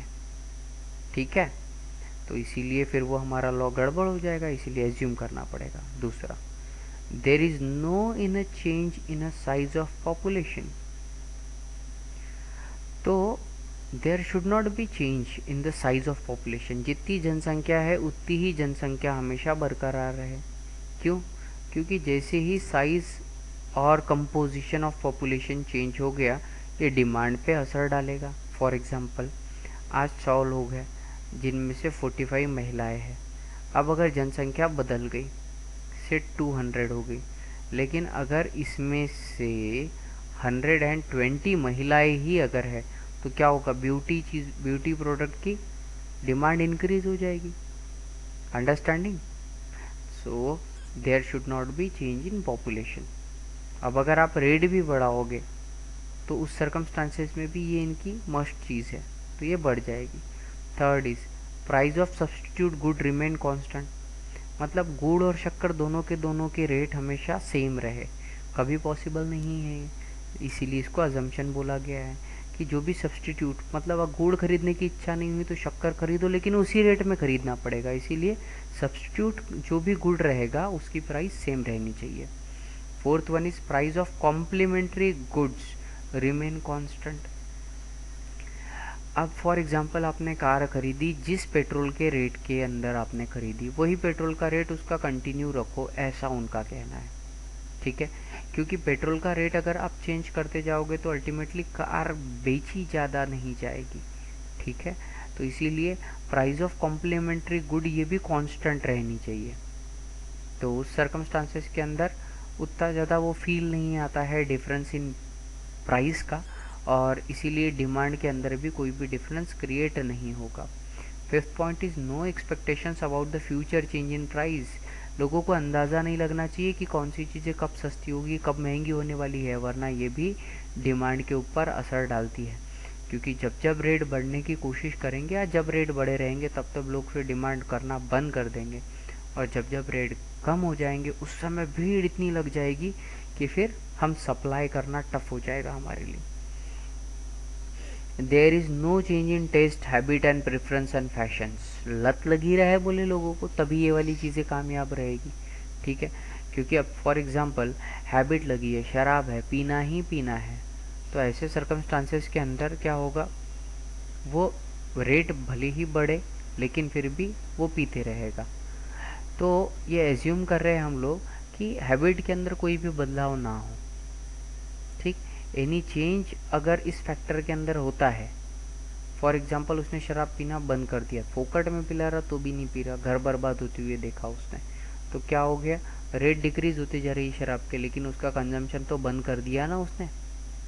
टेस्ट, अब उसने डिसाइड कर लिया हेल्दी खाना खाना है, तो पिज्ज़ा बर्गर एक के ऊपर एक फ्री भी देंगे तो भी वो खरीदेगा क्या? नहीं खरीदेगा। Understanding? No change in the taxation policy. सरकार ने जो टैक्स लगा के रखा है चीज़ों के ऊपर वो उतना ही रहे। अननेसेसरी हल्ला गुल्ला हो जाता है। ठीक है? पेट्रोल की जो कीमत थी उसके ऊपर का टैक्स आपने अगर बढ़ा दिया तो पेट्रोल की प्राइस बढ़ी, पेट्रोल की प्राइस बढ़ी तो इनडायरेक्टली कार की प्राइस के ऊपर इफेक्ट हुआ। ठीक? तो इसीलिए हम क्या कहेंगे यहाँ पर कि रेट इन, मतलब जो हमारा लॉ है ये वाला लॉ उसके कारण चेंज होता है। तो ये सारी की सारी चीज़ें हमने यहाँ पे कंसिडर की है। अब हम इसको डिमांड शेड्यूल के हिसाब से वापस से वेरीफाई करने की कोशिश करेंगे। ठीक है? तो डिमांड शेड्यूल का मतलब लोग कब किस चीज़ की डिमांड करते हैं। ठीक है? तो मान के चलिए कि यहाँ पर जो टेबल दिया हुआ है ये वाला टेबल आपको देखना है अच्छे से। प्राइस किसी चीज़ की अगर 50 रुपये है तो 1 किलो ले लिया, प्राइस जैसे घटा दी तो 2 किलो ले ली, प्राइस जैसे और घट गई तो 3 किलो, प्राइस घट गई तो 4 किलो, और प्राइस घट के 10 रुपये हो गए तो 5 किलो ले लिया। ठीक है? सेम पुराना पुराना वाला अपना एग्जाम्पल वापस से यहीं पे। तो फॉर एग्ज़ाम्पल अगर x की कीमत 50 रुपये है तो 1 किलो की डिमांड की लोगों ने, लेकिन अगर आप 50 से 40 कर दो तो डिमांड भी इंक्रीज़ होगी। सो रेट कम हुए तो डिमांड इंक्रीज़ होगी। अब यहाँ से हमने ये वाला डिमांड का कर्व निकाला था। ठीक है? डिमांड शेड्यूल से आप डिमांड कर्व निकाल सकते हो। तो ये जो डिमांड का कर्व है ये वापस से क्या बता रहा है यहाँ पर? फिर when the price of commodity rises, quantity demand falls, जब जब कीमतें बढ़ेगी तब तब लोगों की डिमांड घटेगी। इससे क्या साबित होता है कि इन दोनों के बीच में इनवर्स रिलेशनशिप है। किस किस के बीच में सर? प्राइस के बीच में और क्वांटिटी ऑफ डिमांड के बीच में। तो जैसा कि ऊपर टेबल दिया गया था, तो जब 50 रुपये प्राइस है तो लोग 1 ही किलो खरीद रहे हैं। जब 40 प्राइस हो गई तब लोगों ने दो किलो लेके जाना शुरू किया। जब 30 रुपीज़ प्राइस हो जाएगी तब लोग 3 किलो ले जा रहे हैं। जब 20 रुपीज़ प्राइस हो जा रही है तो लोग 4 kg लेके गए। जब 10 रुपीज़ प्राइस है तब लोगों ने 5 kg लेके गया। So here is the downward slope. Okay, now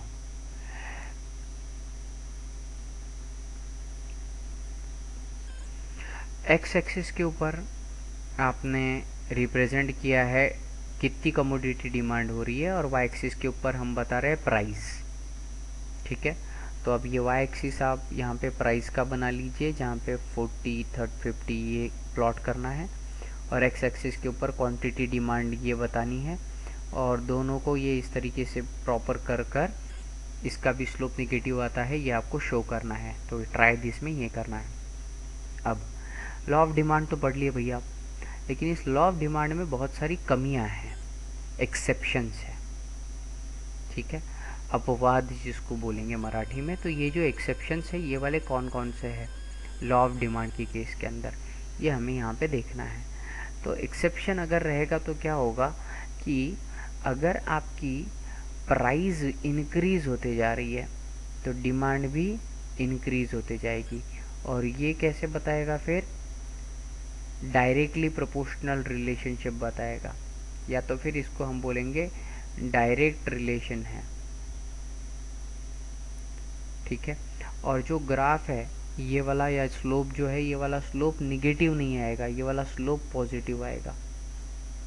तो देखो ये ऊपर ऊपर बढ़ रहा है कि जब 2 रुपए चीज़ थी तो 1 किलो मांगा, अब जब 4 रुपए चीज़ हुई तो 2 किलो लेके जा रहे हैं। अब जब 6 रुपए प्राइस होगा तो 3 किलो ले जा रहे हैं। जब 8 रुपए प्राइस है तो उस समय 4 किलो लेके जा रहे हैं। तो जब जब प्राइस बढ़ रही है तब तब ये चीज़ें ज़्यादा रेट में खरीदी भी जा रही है या ज़्यादा क्वांटिटी में खरीदी जा रही है। तो इसमें जो सबसे पहले वाले एक्सेप्शन है इसके अंदर ये बहुत इंपॉर्टेंट है, जो आपको ध्यान देना है। इसे हम कहते हैं ग्रिफिन्स पैराडॉक्स। क्या बोलते हैं बच्चों? गिफिन्स, नॉट गिफिन्स पैराडॉक्स। तो गिफिन्स पैराडॉक्स क्या बोलता है कि फॉर एग्जांपल जो ऐसी चीज़ें हैं जो बेकार है, इन्फीरियर, जिसकी क्वालिटी अच्छी नहीं है, या इसे आप लो क्वालिटी गुड्स भी बोलते हो। तो ये वाली लो क्वालिटी ऑफ गुड्स जो है, ये लो क्वालिटी ऑफ गुड्स लोगों ने सस्ती है बोल के घर तो लेके गए। ठीक है, चीप है बोल के घर लेके गए, लेकिन घर ले जाने के बाद में उन्होंने देखा कि अरे भाई ये वाली चीज़ तो किसी काम की ही नहीं रही। For example Chinese material, Chinese बोलने के बाद ये डर लगता लोगों को। क्यों? क्योंकि घर ले जाने के बाद में भरोसा नहीं है कब कितनी जल्दी बेकार हो जाए, और फिर अगर बेकार हो गई तो पूरे पैसे पानी में। तो इसीलिए एक लेवल के बाद में इनकी डिमांड कभी भी राइज नहीं होती है, और भले ही ये सस्ते में दे दे फिर भी लोग इसको नहीं खरीदेंगे। ठीक है, और डिमांड डिक्रीज होती है प्राइस अगर कम होने लग गई तो, ऐसी केस में टमाटर मार्केट में। ठीक है, ऐसे है जो बस घर लेके जाओ और दूसरे दिन सड़ रहा है, तो भले ही वो लेके बोलेंगे 10 रुपए में 1.25 किलो, लेकिन फिर भी लोग उसको वहाँ से नहीं खरीदेंगे। बोले यार घर लेके जाएंगे, ये एक दिन में इतनी कौन भाजी खाएगा। तो ये जो सर रॉबर्ट गिफिन है, इन्होंने ऑब्जर्व किया इंग्लैंड के अंदर relation to bread.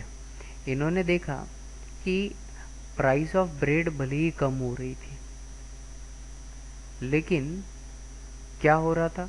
Price of bread कम हो रही है, लेकिन अगर ब्रेड की प्राइस कम होगी मतलब लोग ज़्यादा ब्रेड परचेस कर पाएंगे, ज़्यादा खरीद के रख पाएंगे।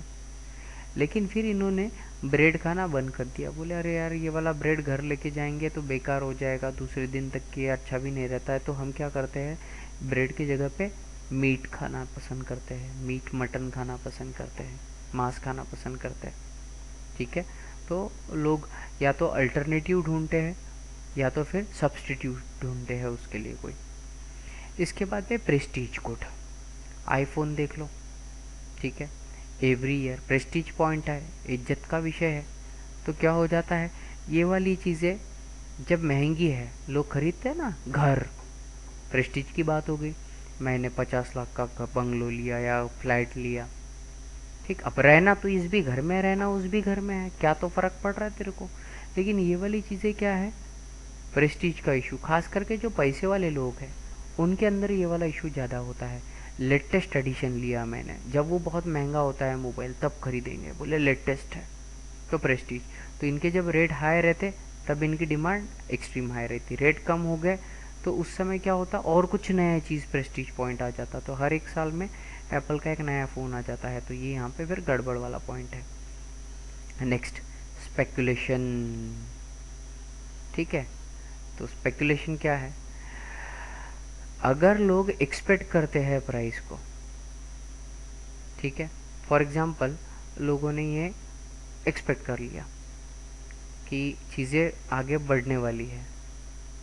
हम्म, तो कंज्यूमर क्या करेगा, उसकी डिमांड बढ़ा देगा। आगे बढ़ने वाली है तो अभी बढ़ा देगा, बोले सस्ती है तो अभी खरीद लो, बाद में नहीं खरीदना पड़ेगा। For example price of oil, sugar, ये दिवाली के पहले पहले क्या हो जाती है, इंक्रीज़ हो जाती है। क्यों, क्योंकि लोगों की डिमांड इंक्रीज़ होने वाली है, इसीलिए प्राइस बढ़ा के रखो। और लोग ये क्या करते हैं, ज़्यादा से ज़्यादा परचेस करके रखते हैं उसके भी पहले। क्यों, क्योंकि उनको लगता है कि दिवाली के अंदर ये वाली प्राइजेस बढ़ेगी। तो ये वाला टॉपिक हमारा ऑलरेडी पहले हुआ है। इसके बाद में प्राइस इल्यूजन, ये वाला बड़ा गजब का फंडा है। इल्यूजन का मतलब क्या होता है, वहम। ठीक है, अब बहुत बार क्या होता कि कपड़े की दुकान का मैंने एग्जांपल दिया था, वो कपड़े की दुकान में गया, अब उसको कपड़ा समझता नहीं है, लेकिन फिर किसी ने बोला कि अरे ये देखो ये वाला ना 60 रुपये मीटर है। तो बोले अरे भैया अच्छी क्वालिटी का बताओ ना, वो बहुत अच्छे हैं हमारे रिश्तेदार, उनके यहाँ देना है। तो बोले ठीक है, अब ये लो, ये वाला ब्रांडेड आएगा, ये वाला आएगा 110 रुपये मीटर। तो बोले हाँ अच्छा तो लग रहा। अरे क्या अच्छा लग रहा, क्या समझा तुझे उसमें। तो यूजुअली क्या है, चार्जर आप जब लेने जाओ मोबाइल का तब बोलते हैं सिंपल वाला चार्जर विदाउट वारंटी लेके जाओ, और फिर ब्रांडेड वाला उससे डबल टिबल प्राइस के अंदर, दोनों चार्जर ही है। लेकिन ब्रांडेड प्रोडक्ट के नाम पर लोग इल्यूजन क्रिएट कर देते हैं बहुत बार।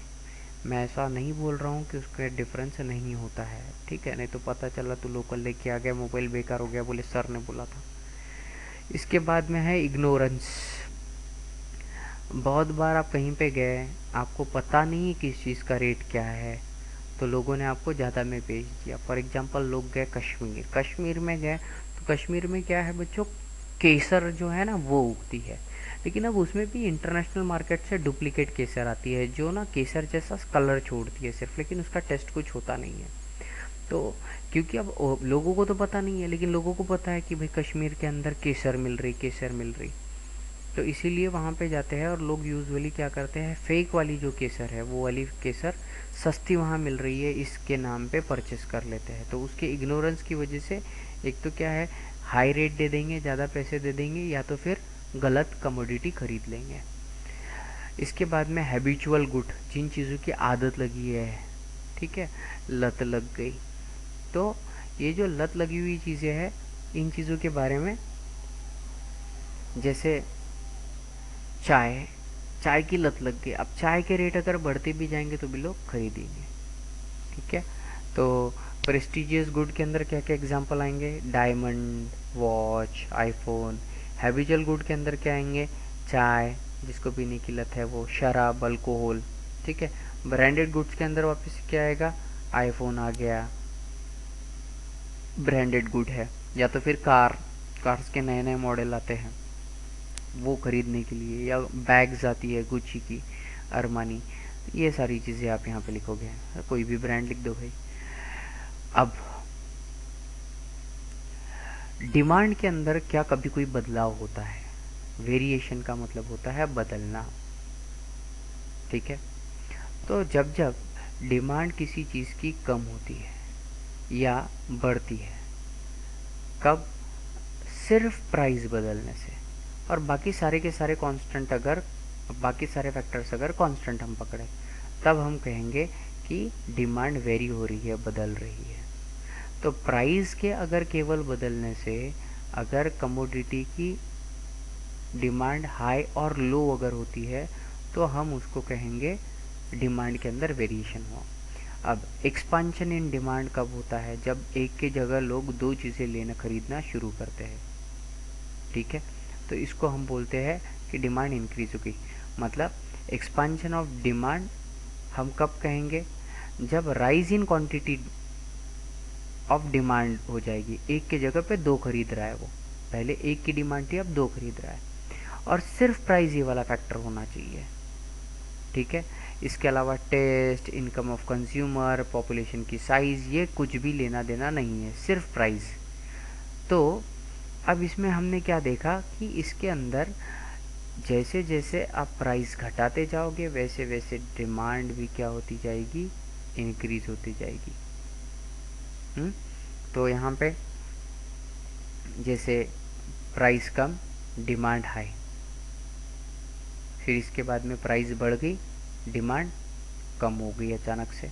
तो क्वांटिटी जो डिमांड कर रहे थे ये अभी कम हो गई, वन क्वांटिटी, प्राइस कितनी? 500 रुपीज़, 200 रुपीज़ पे 3 दे दो। समझ में आ गया? तो ये है concept of quantity of demand in kilograms, किसी भी चीज़ को लेके, ठीक। तो यहाँ पे ये जो डिमांड का कर्व है, ये वाला निगेटिव स्लोप बता रहा है, डाउनवर्ड मूवमेंट बता रहा है। कहाँ से? पॉइंट ए से बी पे। और ये क्या इंडिकेट कर रहा है? एक्सपांशन ऑफ डिमांड इंडिकेट कर रहा है। मतलब डिमांड बढ़ती बढ़ती बढ़ते बढ़ते जा रही है। ये देखो यहाँ पे सिर्फ इतनी सी डिमांड थी, अब यहाँ पे देखो ये इतनी सारी डिमांड हो गई, ठीक है। क्यों? क्योंकि प्राइस लो होते जा रही है। Okay, so hope so you have understood this concept. Moving on to the next concept. अब डिमांड घटेगी कब? कॉन्ट्राडिक्शन कब होगी? अब वापस से सेम चीज़, कॉन्ट्रैक्शन होना मतलब सिकुड़ जाना, कम होना। तो डिमांड कब घटेगी? तो जैसे सारे taste, income of consumer, size of population, ये सारे के सारे क्या है? अनचेंज, मतलब कांस्टेंट अगर है। सिर्फ प्राइस के हिसाब से अगर आप देखोगे तो भैया हमको पता है कि अगर आप प्राइस इंक्रीज करते हो तो डिमांड घटेगी। तो ये देखो ये ऊपर की साइड में एरो जा रहा है, तो प्राइस पहले कम थी, ठीक है। तो प्राइस कम थी तो उस समय डिमांड बहुत ज़्यादा। अब धीरे धीरे धीरे धीरे आप नीचे से ऊपर की साइड में प्राइस चेंज करते जाओ, तो डिमांड क्या होती जा रही है? कम कम कम कम होते जा रही है। तो दिस ग्राफ इज अगेन हमें एक्सप्लेन कर रहा है। क्या है ये वाला ग्राफ? ये ग्राफ है डिमांड कर्व, और ये upward movement of the demand बता रहा है हमको, ठीक है। तो ये है main important factor regarding this. Now change in demand. तो अब ये जो चेंज इन डिमांड वाला कॉन्सेप्ट है, इसके अंदर इसके पहले वाले कॉन्सेप्ट में हमने क्या किया था? डिमांड और प्राइस, सिर्फ दोनों का कंपैरिजन, बाकी सारे फैक्टर कांस्टेंट रखे थे, राइट। अब यहाँ पे हम लोग क्या करेंगे कि डिमांड अगर और फैक्टर को कांस्टेंट रखा था, जो कि नहीं होता है, राइट। तो डिमांड को अब इस केस के अंदर हम क्या करते हैं कि इंक्रीज या डिक्रीज करते हैं बाकी फैक्टर को चेंज करके, कि जैसे प्राइस को कांस्टेंट रहने दिया और बाकी जो फैक्टर्स है उनको चेंज करते गए। तो इसके दो सब टाइप आएंगे, जैसे पहले थे इंक्रीज इन डिमांड और डिक्रीज इन डिमांड, राइट। तो increase in demand due to change in demand के केस में हम लोग यहाँ पे क्या कंसिडर करेंगे अभी, कि हमने यहाँ पर climatic conditions, taste, income of consumer, ये सारे के सारे चेंज करते गए अलग अलग अलग अलग, और प्राइस को कांस्टेंट रखा। तो उस सर्कमस्टांसेस में हमको क्या मिलेगा, देखते हैं ग्राफ से। तो देखो, फॉर एग्जांपल सिंपल सी बात है, हम यहाँ पे सिर्फ एक चीज़ ले लो, यहाँ पे कौन सी, टेस्ट ले लो, ठीक है। तो फॉर एग्जांपल एक शॉप पे आप गए हो, वहाँ किसी ने बोला कि इस चीज़ की टेस्ट बहुत अच्छी आ रही है, ठीक। तो अब या तो फिर आइसक्रीम, मीठा खाना खाने के बाद में मीठा खाने का मन किया शाम के समय में, तो उस समय क्या हो गया कि डिमांड अचानक से इंक्रीज हो गई। या तो फिर ठंडी के अंदर चाय, प्राइस 6 रुपये का भी है, ठीक, लेकिन डिमांड अपने आप क्या होगी, इंक्रीज होगी, क्योंकि क्वांटिटी जितनी सेल हो रही थी वो वाली इंक्रीज हो जाएगी। अंडरस्टैंडिंग। पहले ये डी डी ये वाला इतना सेल होता था, मतलब इस प्राइस के ऊपर पहले डिमांड इतनी थी, बाद में प्राइस जैसे जैसे अगर इसकी बढ़ाएंगे भी तो या घटाएंगे तो डिमांड इंक्रीज होते जाएगी। लेकिन अब क्या हो गया कि बाहर से कुछ लोग आ गए, या यहाँ पे एक बेस्ट एग्जांपल ले लो इसका, शराब का, अल्कोहल, ठीक है। अब क्या हुआ, पहले 2 लोग थे, से 100 लोग हैं, ठीक।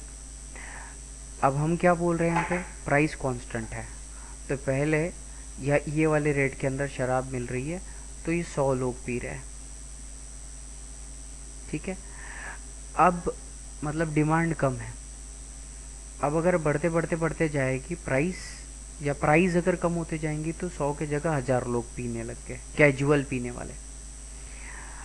तो अब फॉर एग्जांपल यहाँ पर क्या हुआ कि टेस्ट चेंज हो गई, मतलब पहले 100 लोग पी रहे थे, इन्होंने अपने दोस्तों को भी पीले पीले करते करते इन्वॉल्व कर लिया, तो 50 लोग बढ़ गए। तो इसी रेट के ऊपर अब पहले 100 के जगह कितने, 150 लोग पीने लग गए। और इनमें भी क्या होगा, अगर प्राइस आप डिक्रीज करते जाओ, कम कम कम कम करते जाओ, तो पहले यहाँ पे जो 1000 लोग पी रहे थे, अब क्या होगा, ये भी लोग तो, इनके भी तो कुछ ना कुछ दोस्त होंगे, ये कुछ दोस्तों को पिलाएंगे, तो इन्होंने से 500 लोगों को पिला दिया, तो अब ये क्या हो गए, ये 1500 हो गए। अंडरस्टैंडिंग समझ में आया है क्या, कि आपने यहाँ पे प्राइस के साथ कोई छेड़खानी नहीं की, लेकिन ये जो शौक है दोस्तों को पिलाने वाला, ये वाले चक्कर में क्या हो गया, अल्कोहल के एडिक्ट बढ़ गए, और एडिक्ट बढ़ने की वजह से उन लोगों को उस प्राइस के ऊपर डिमांड इंक्रीज करके मिल गई, ठीक है। Next, decrease in demand. किसी चीज़ की डिमांड डिक्रीज कैसे होती है, तो अगर हम taste, income of consumer, climatic condition, ये सारी के सारे फैक्टर क्या करें, चेंज करें, और प्राइस भले ही कांस्टेंट रहे, तो डिमांड क्या है, डिक्रीज होते जाएगी। ओके, फॉर एग्जांपल पहले इस प्राइस के ऊपर इतने लोग परचेस कर रहे थे, डी इतने लोग से 100 लोग, तो 100 लोग रोज शाम में आते और आम खरीद के ले जाते, लेकिन अचानक से बरसात हो गई, तो अब क्या हो गया, उसी रेट पे उस दिन शाम में कितने लोग आने वाले हैं, केवल 10 या 20 लोग ही आएंगे, बाकी लोग बोलेंगे अरे नहीं बरसात हो रही है तो आम नहीं खाना चाहिए। अगर प्राइस कम हो जाती तो उस समय 1000 लोग आम खरीदने वाले रहते, लेकिन और अगर बरसात हो गई तो क्या हो जाएंगे, 1000 लोगों में से 800 लोग पैनिक हो जाएंगे, सिर्फ 200 ही लोग आम खरीदने के लिए आएंगे, ठीक है। तो ओवरऑल क्या हो गया, ये डी डी वाला जो है ये लेफ्ट हैंड साइड में शिफ्ट हो जाता है आपका पूरा का पूरा ग्राफ, इसे हम कहते हैं डिक्रीज इन डिमांड। ये दोनों के दोनों इंक्रीज और डिक्रीज इन डिमांड या चेंज इन डिमांड है, यहाँ पे प्राइस कांस्टेंट है, और बाकी के जो अनअवॉइडेबल फैक्टर्स है, जैसे क्लाइमेट है, लोगों की टेस्ट है, ये वाली, या इनकम हो गई कंज्यूमर की, इसको चेंज किया गया है। तो यहाँ पे ये वाला चैप्टर ख़त्म होगा। लास्ट में 2 पॉइंट दिए हुए हैं कि डिमांड कैसा है, व्यक्ति के ऊपर डिपेंड करता है, तो ये माइक्रो इकोनॉमिक का कॉन्सेप्ट हो गया, इंडिविजुअल एंटिटी का कॉन्सेप्ट हो गया, ठीक है। तो कोई भी पर्सन जो चीज़ खरीदने के लिए तैयार है किसी पर्टिकुलर प्राइस पे किसी पर्टिकुलर टाइम में, तो हम उसे कहेंगे डिमांड। और टोटल बाकी सभी लोगों की अगर मिलकर अगर डिमांड करोगे तो एग्रीगेट, ये एवरेज वाला या फिर एडिशन वाला जो कॉन्सेप्ट है, ये मैक्रो इकोनॉमिक्स का फैक्टर है। तो यहाँ पे टोटल अमाउंट ऑफ सेल्स हम लेंगे, ठीक है, जो कि किसी भी बिजनेस करने वाले जो व्यक्ति है या जो सेल्समैन है या सेल्स जो लीडर है या प्रोडक्शन करने के लिए हेल्प करता है, जिससे फिर कितनी एम्प्लॉयमेंट जनरेट होगी, कितना प्रोडक्शन करना पड़ेगा, ऐसी बड़ी बड़ी चीज़ें पढ़ने मिलती हैं। So here we do in this chapter, so hope so you do understand this chapter. If you have any doubt you can message me. Thank you very much.